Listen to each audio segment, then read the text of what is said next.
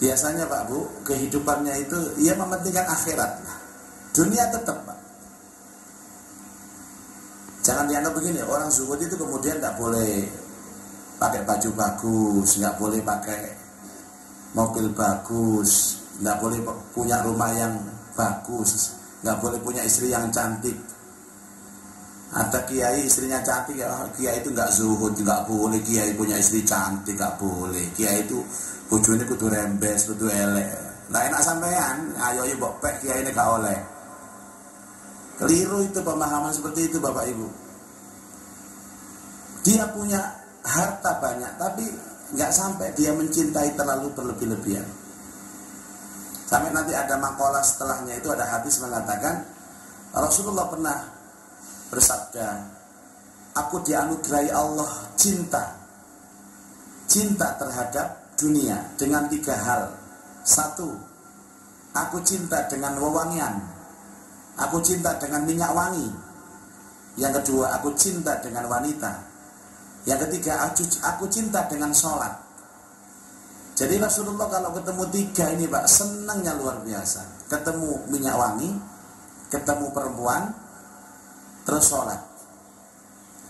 Terus diterjemahkan oleh para ulama, Rasulullah mengatakan seperti ini bukan Rasulullah cinta dunia, tidak.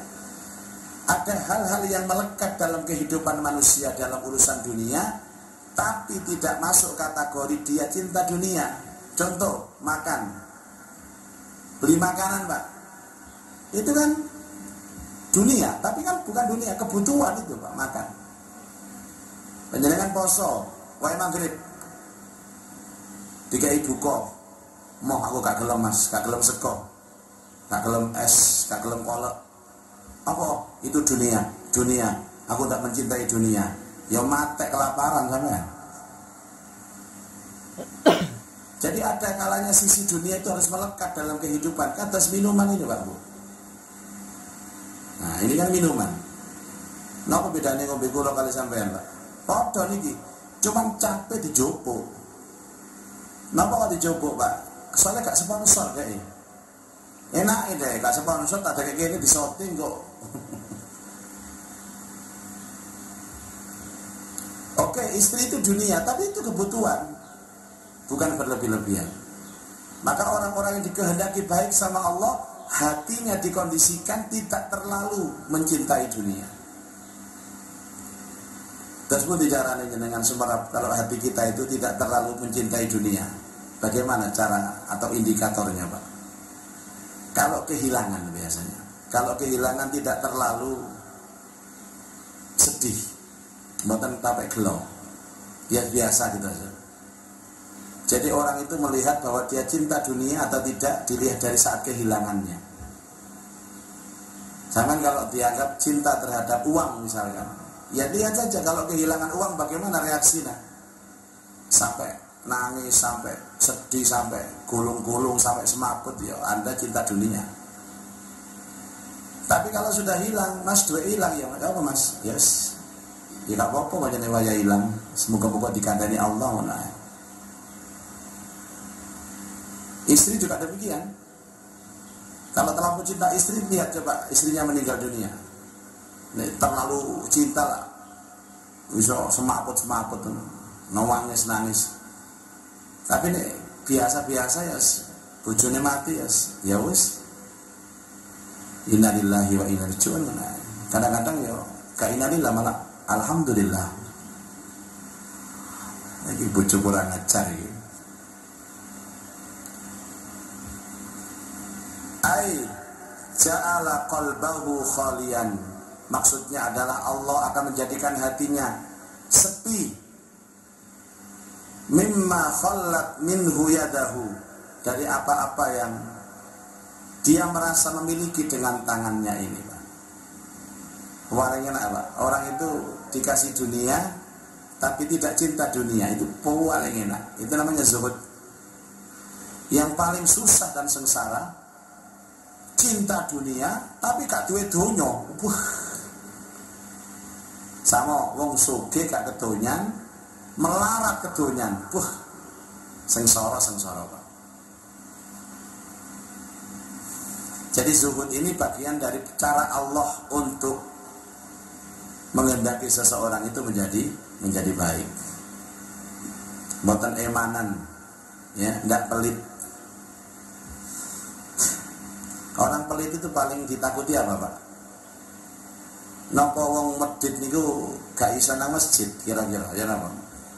Orang pelit tetap ke masjid, Pak. Ya sholat ya. Kadang-kadang shopping ngarep dhewe.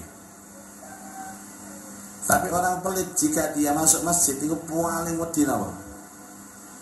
Paling wedi nek kepethuk kotak amal. Mungsune wong medhit itu kotak amal. Malbu masjid ana kotak amal, astagfirullahaladzim. Ana apa Mas? Gak apa-apa. Wong ketok amal kok kaget. Dan kalau Jumatan dia akan mencari tempat yang paling jauh dari kota amal, Pak. Misalnya kota amal nang lor kono dhek nang kidul dhewe kono. Padahal dia tahu kalau kota amal itu mesti melaku. Loh, kok melaku ini kota amal? Tambah stres deh. Semakin mendekat kota amal, semakin deg hati ini. Akhirnya dia mencoba untuk menenangkan hati dengan memejamkan mata. Sampai istighfar, astagfirullahaladzim, astagfirullahaladzim. Berharap kok gak liwat nang ngarepe mencolok. Tapi ya tidak mungkin, akhirnya mandek nang ngarepe, Pak. Melek astagfirullahaladzim. Bingung deh.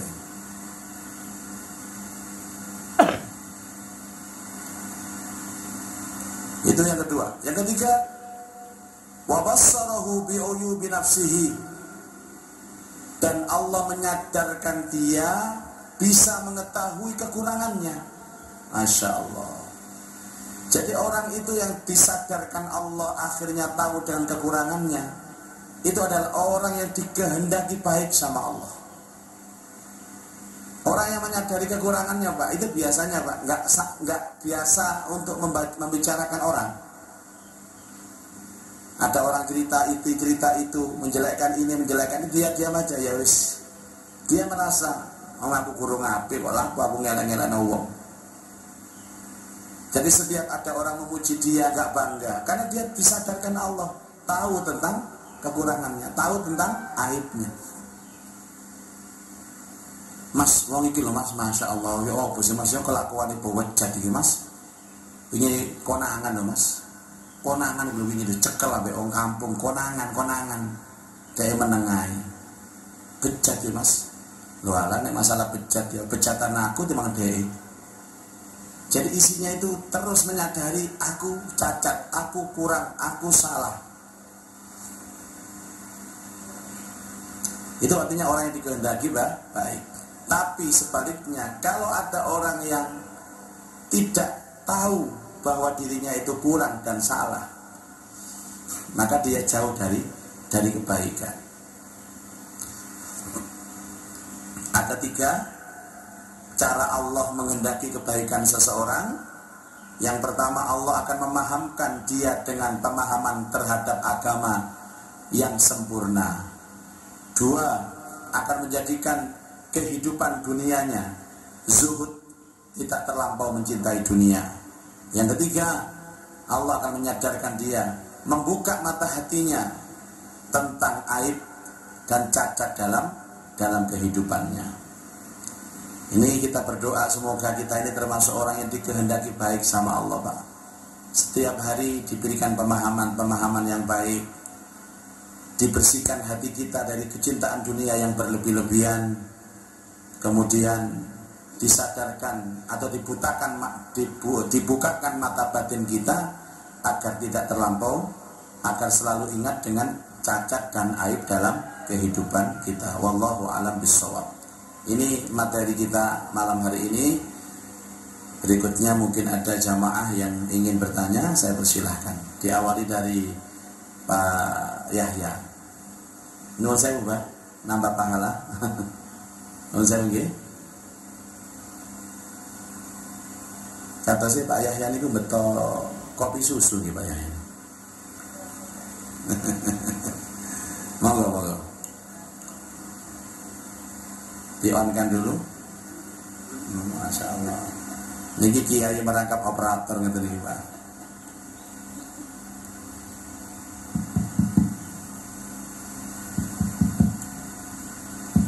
Ampun. Assalamualaikum warahmatullahi wabarakatuh. Mohon maaf Yai. Monggo Pak Yai. Ini masih bulan Syawal.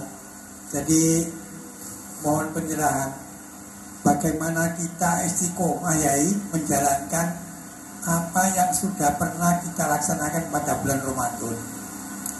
Yang pertama sholat jamaah, yang kedua puasa, yang ketiga sedekah, yang keempat baca Quran, sholat malam dan sabar.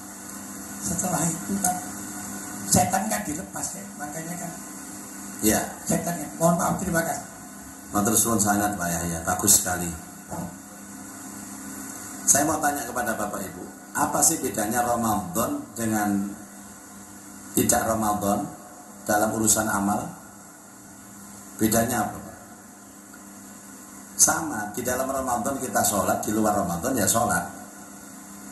Di dalam Ramadan kita puasa, bedanya wajib. Di luar Ramadan kita puasa, sunnah. Di dalam Ramadan ada tahajud, di luar Ramadan ya tahajud. Di dalam Ramadan ada baca Quran, di luar Ramadan ada baca Quran. Orang yang mengira kalau Ramadan itu adalah momen dan seremonial, penyakitnya begitu Pak. Masuk Ramadan sergap, metu Ramadan males, masuk Ramadan taubat, metu Ramadan kumat. Nah, iki wonge gak teko iki. Yang berbeda hanya pahalanya saja Pak. Pahalanya ditingkatkan oleh Allah, dilipat gandakan sama Allah. Dan itu memang cara Allah. Setiap toko market itu Bapak Ibu, itu ada hari-hari tertentu yang memang harus didiskon besar-besaran. Beli 5 dapat 6, beli 10 gratis 1, itu selalu ada. Itu konsep hidup namanya. Tapi setelah itu ya biasa saja. Makanya ada ulama mengatakan salah satu indikator keberhasilan Ramadan seseorang itu adalah menjadikan 11 bulan setelah Ramadan seperti Ramadan. Ini motivasi pertama. Menjadikan 11 bulan setelah Ramadan seperti Ramadan. Jadi ada kawan begini Pak, waktu Ramadan itu sholat jamaahnya luar biasa Pak, gak pernah putus belas subuh kabeh. Setelah Ramadan tidak pernah berjamaah lagi dia. Ditanya, ya apa Mas? Kok gak tahu jamaah saya gimana? Kapan ini posoan kok jamaah terus? Iku lah posoan, ya siji sih. Iku lah posoan lah. Makanya dia tidak termasuk yang dikehendaki kebaikan tadi sama Allah. Kalau dia dikehendaki kebaikan sama Allah, dia 11 bulan setelah Ramadan seperti Ramadan. Ini supaya kita sadar. Terus yang kedua pasti dengan ilmu Bapak. Saya mohon Bapak Ibu tetap sergap ngaji. Saya tidak menemukan cara yang paling bagus dan efektif untuk mendongkrak semangat ibadah pasca Ramadan kecuali dengan ilmu. Semakin mengaji banyak, semakin ketemu orang-orang soleh. Ilmu. Terus yang ketiga tentu dengan komunitas atau kumpulan. Ya, ini sering saya sampaikan Bapak Ibu, komunitas ini sangat menentukan. Komunitas ini sangat menentukan. Baru kekuatan doa. Para jamaah. Jadi yang diinginkan oleh Allah begini. Perusahaan besar itu sering mengadakan diklat, mengadakan pelatihan untuk karyawan. Pelatihan ini biasanya hanya seminggu, 2 minggu, paling lama 1 bulan. Dan yang dilatih ini adalah karyawan-karyawan pilihan. Di hotel mana Bapak Ibu? Dikasih pelajaran, di tempat, di gembleng, macam-macam. Sampai dia itu benar-benar menjadi orang yang sempurna, orang yang paripurna. Apa gunanya diklat itu Pak? Agar setelah diklat itu dia kembali ke kesehariannya di perusahaannya ini lebih baik dari biasanya. Jadi diklat itu hanya 1 minggu Pak, tapi efek diklatnya itu setahun. Diklat itu hanya 1 bulan, efek diklatnya setahun. Itu namanya orang yang bisa mengambil pelajaran dari Ramadan. Allah melatih kita 1 bulan penuh. Dilatih dohirnya, dilatih batinnya, dilatih ibadahnya, dilatih ruhnya. Supaya bisa menjadi warna di 11 bulan setelahnya. Sampai Allah menyindir di dalam Al-Quran, A'udzubillahi minasyaitonirrajim. Wala takunu kallati naqadat ghazlaha min ba'di quwwatin ankatha. Janganlah sekali-kali kamu jadi manusia yang seperti perempuan tua yang memintal benang. Setelah sempurna dia urai lagi, dipintal lagi, sempurna diurai lagi, disempurnakan diurai. Jadi dibangun dirubuhno, dibangun dirubuhno. Itu sindiran bagi mereka yang ketika masuk Ramadan giatnya luar biasa, keluar Ramadan loyonya luar biasa. Itu namanya membangun merobohkan, membangun merobohkan. Nah karenanya kalau orang mengambil hikmah Ramadan, dia akan menjadikan Ramadan sebagai spirit untuk mendongkrak semangat di 11 bulan setelahnya. Justru lebih semangat setelah Ramadan daripada Ramadannya. Gue alasan ini cari ini. Lapo sama Ramadan, yo ganjarannya titik. Ya nek biyen Ramadan akeh, makanya aku semangat. Akeh bonusnya Ramadan. Berarti kita itu masih terikat dengan bonus, terikat dengan pahala. Wallahu a'lam bishawab. Salat malam sama baca Quran, subhanallah, luar biasa. Saya merasa berat juga Pak Yahya, apalagi panjenengan teman-teman berarti. Wong saya yang tinggal di masjid aja berat loh Pak. Kenapa panjenengan yang tinggal di toko, di pasar, di jalan? Makanya pahala saya sama panjenengan ini insya Allah banyakan panjenengan. Misal saya bisa menjaga sholat malam, paling saya dapat 10 kebaikan. Kalau jenengan menjaga sholat malam 1000 kebaikan. Karena saya ini bertempat tinggal di masjid, gampang Pak ngelakoni api nang masjid sampean, nang embong, nang pasar. Jadi ini sampai ngelakoni api itu luwih gede ganjaran itu bangku loh saya itu. Ojo seneng disi, ngono sewenang aku. Termasuk maksiat. Kalau saya maksiat dosanya double Pak saya. Lalu saya di masjid Pak. Nek sampean nang embong. Maklum, maklum. Itu resikonya. Jadi sebenarnya Bapak Ibu, sholatnya orang yang tidur di masjid dengan sholatnya orang yang di luar masjid di masjid itu beda. Makanya dulu dari zaman Nabi kan ada Ahlus Sufa namanya. Ahlus Sufa itu sahabat yang hidupnya di masjid. Sekarang ini marbot lah Pak. Lah namanya marbot tiap hari tiap waktu di masjid, ya sholatnya di masjid Pak. Biasa. Lah panjenengan lagi di pasar, lagi di toko, lagi di jalan, terus ke masjid, ya luar biasa Bapak Ibu. Kalau ada orang ganteng, ada nggak orang ganteng sini? Mana orang ganteng? Soge, terus digodorek wedok Pak. Dia nolak, itu pahalanya lebih besar sekali daripada wong kabeh ganteng terus kaduwe duit. Ya karena sih gudo aja nih, siapa gelem. Makanya sebenarnya sama-sama orang sholat, tapi tingkat kesulitannya itu besar, itu berpahala lebih besar. Allah tidak hanya menilai sholat kita, tapi Allah juga menilai bagaimana kesulitan kita menuju sholat itu. Saya punya masalah pahala, ampun Pak, saya angkat kopiah kalau lihat sampean. Saya kalah sama sampean, karena saya di masjid. Karena resiko nih. Siapa kata yang gudo nang masjid, gak wani deh. Tapi Anda yang hidup di sana, tapi bisa menjaga sholatnya, bisa menjaga ngajinya, wah jos. Salut saya, angkat topi saya sama jenengan itu. Mbok sing tak lem iki sapa gak harus pokoknya tak lem sampean. Enggak, saya begitu, Pak. Dulu gini. Saya punya kawan dulu waktu Gang Doli belum ditutup, itu kan sebelahnya rumah itu tempat-tempat itu Pak, apa itu? Apa sih jenenge? Arek-arek itu niku.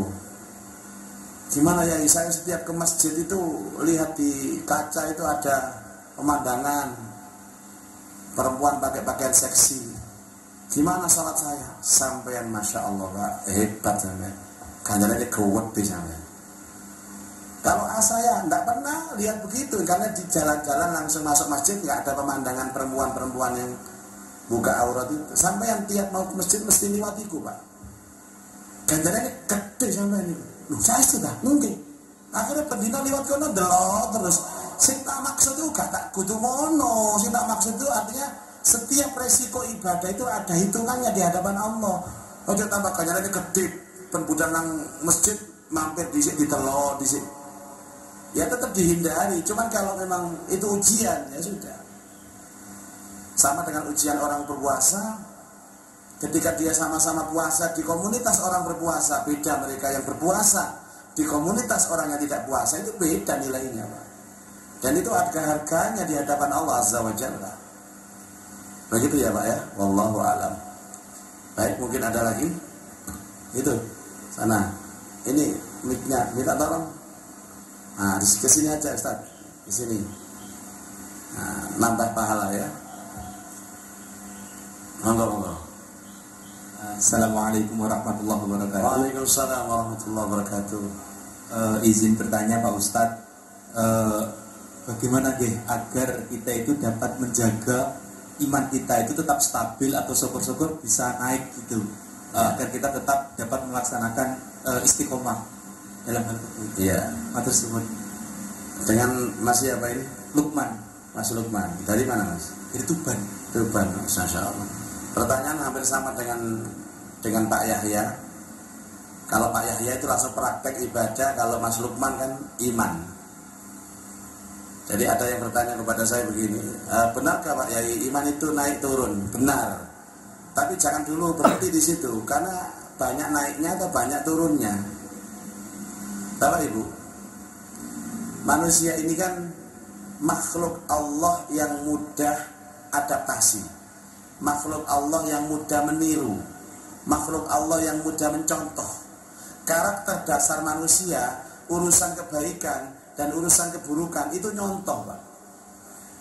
Maka di mana panjenengan berada, bersama siapa panjenengan tinggal, itu mempengaruhi iman. Biasa sama kayak musim Ramadan kemarin. Ramadan ini kan kayak iman kita naik terus Pak. Gimana gak naik? Tonggone ya jamaah nang masjid, morotuane jamaah nang masjid. Ada kawan-kawannya semua juga ke masjid. Hati kita terpengaruh. Barang selesai Ramadan, tonggone wis gak nang masjid, morotuane gak nang masjid, ala wis kabeh gak nang masjid, aku meloke nang omah. Jadi saya, di mana kita tinggal dan bersama siapa kita tinggal, itu pengaruh terhadap naik turunnya iman. Ada orang yang kepingin naik imannya itu datang ke seorang ulama. Dia bilang, Pak Yai, saya ini kepingin iman saya stabil.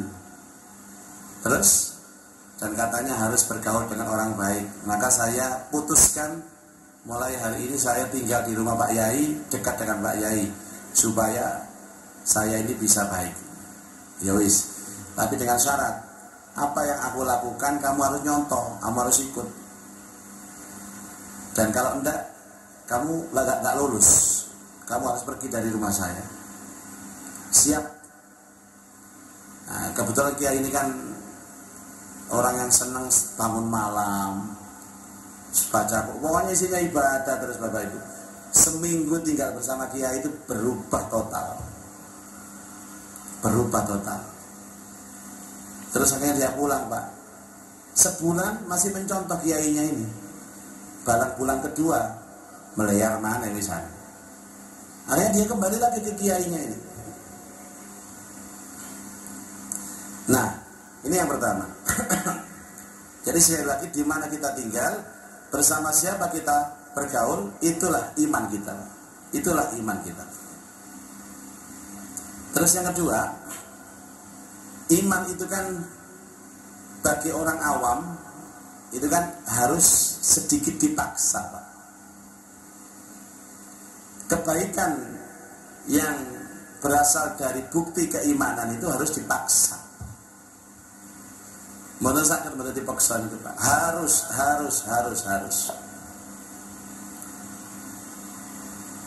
Al-Quran itu kan banyak menjelaskan tentang sesuatu yang dipaksa. Maaf Bapak Ibu, maaf. Di antara sekian banyak makhluk, hanya satu yang tidak pernah dipaksa sama Allah, manusia ini. Cuman Allah berharap kita itu memaksa diri kita sendiri. Contoh, matahari. Matahari ini dipaksa sama Allah Pak. Setiap hari terbit dari timur, tenggelam di barat. Berjalan dari timur, dipaksa Allah. Seolah-olah Allah itu ngomong kepada matahari, matahari kamu harus terbit dari timur, kemudian tenggelam di barat. Sampai kiamat kamu harus melakukan ini. Kan tidak pernah protes matahari Pak. Itu dipaksa sama Allah. Terus air yang jatuh, kemudian ada dataran rendah, dataran tinggi. Dari dataran tinggi ke bawah airnya harus turun gini, harus turun. Ya, gravitasi bumi namanya Pak. Ini dipaksa. Setiap benda yang dijatuhkan itu pasti jatuh. Dipaksa sama Allah. Mau tidak mau lakukan. Semua alam semesta ini dipaksa sama Allah. Yang tidak dipaksa itu manusia. Ini loh sampean. Katanya Allah, faman syaa falyu'min wa man syaa falyakfur. Kalau kamu iman, imanoh. Kafir, kafiroh. Ibadah, ibadah. Maksiat, maksiatoh. Dibebaskan sebebas-bebasnya. Itu hanya manusia. Tapi Allah punya pesan yang tersirat. Kalau aku tidak memaksa kamu, paksa dirimu sendiri. Makanya ada orang itu yang memang oleh Allah kehidupannya dipaksa Pak. Lewat apa? Sakit. Lewat apa? Bangkrut. Lewat apa? Cerai. Makanya banyak orang yang sakit baru mau ibadah. Ada. Bangkrut baru mau ibadah. Rumah tangganya berantakan baru mau dekat dengan Allah. Itu cara Allah memaksa kita. Lah maksudku loh, mumpung gurung Allah sing maksa, ayo dipaksa diri. Karena manusia itu dibebaskan loh Pak. Loh seandainya manusia itu diwajibkan Allah ngaji Senin Maghrib di Al-Akbar, kalau nggak ngaji perutnya sakit, ya penuh Pak. Kuape murus kabeh sak njopo-njopo itu. Semua datang ke sini. Tapi Allah kan nggak memaksa. Sing gak sholat pun tambah sehat awake. Aku loh Mas gak tahu sholat, tapi ya seger waras kan ya gak apa-apa kan nggak no. Coba itu artinya Allah membebaskan manusia sebebas-bebasnya untuk memilih hidupnya sendiri. Mau kafir monggo, mau iman monggo, silahkan. Lah ayo kita menggunakan cara kita, fasilitas ini apa? Dengan cara memaksa diri sendiri. Jadi tergantung bagaimana kita kekuatan untuk memaksa diri sendiri, itulah nanti hasil daripada iman kita. Kadang-kadang harus lihat dengan fadilatul amal Mas tadi. Coba sering-sering baca hadis, browsing tentang keutamaan. Apa keutamaan sholat berjamaah, apa keutamaan orang mengaji Al-Quran, apa keutamaan orang ngaji menuntut ilmu seperti ini, apa keutamaan sedekah. Semakin banyak kita membaca tentang hadis-hadis fadilah amal, maka tertunggal semangat kita. Di samping laki-laki, orang-orang di sekitar kita ini juga sangat menentukan. Seorang suami yang punya istri yang sholihah, yang setiap saat mendukung dia sholat berjamaah. Ayo Pak, udah ke masjid Pak, jamaah Pak, jamaah. Mama males, awas, gak jamaah, awas, kata ijatah, ayo, dar. Akhirnya mercing sampai nyencing sarung budal nang masjid. Itu caranya apa? Cara memaksanya seperti itu. Wallahu a'lam bishawab. Mudah-mudahan hari ini Allah limpahkan kepada kita ilmu yang manfaat. A'udzubillahi minasyaitonirrajim. Bismillahirrahmanirrahim. Alhamdulillahirabbil alamin. Allahumma shalli ala sayyidina Muhammad wa ala alihi wa sahbihi ajma'in. Allahumma anfa'na bima 'allamtana wa 'allimna ma yanfa'una wa zidna ilman nafi'a. Allahumma arzuqna fahman nabiyyin wa hifdzal mursalin wa ilhamal malaikatil muqarrabin bi rahmatika ya arhamar rahimin. Rabbana atina fid dunya hasanah wa fil akhirati hasanah wa qina adzaban nar. Wa sallallahu ala sayidina Muhammad wa ala alihi wa sahbihi wa baraka wa sallam. walhamdulillahi rabbil alamin. Subhanakallahumma wa bihamdika asyhadu an la ilaha illa anta astaghfiruka wa atubu ilaik. Insyaallah bertemu dalam kajian Senin yang akan datang. Wallahul muwaffiq ila aqwamit thoriq. Wassalamualaikum warahmatullahi wabarakatuh.